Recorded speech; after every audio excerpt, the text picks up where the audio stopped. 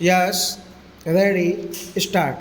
Madam Speaker, I rise to present the interim budget for the year 2019-20. Madam Speaker, the people of India gave a strong mandate to our government. Under the visionary leadership of Honorable Prime Minister Shri Narendra Modi, we have given the most decisive, stable, and clean government and have undertaken transformational structural reforms. We have reversed the policy paralysis engulfing the nation and have restored the image of the country. The major achievement of this government was that we strived our utmost to change the mindset and ignited the self confidence of the nation. I can proudly say that India is solidly back on track and marching towards growth and prosperity.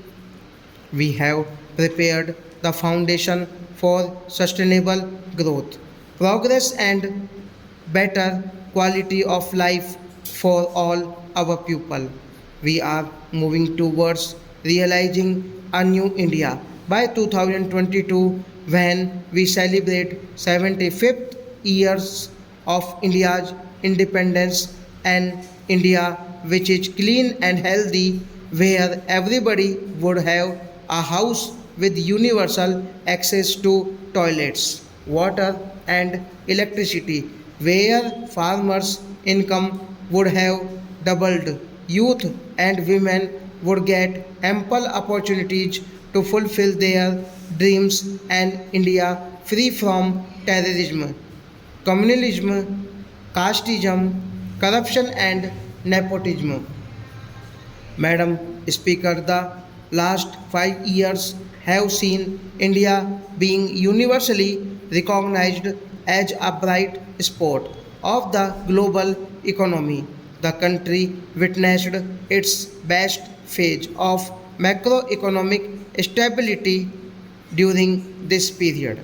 We are the fastest growing major economy in the world with an annual average GDP growth during last 5 years higher than the growth achieved by any government since economic reforms began in 1991 from being the 11th largest economy in the world in 2013-14.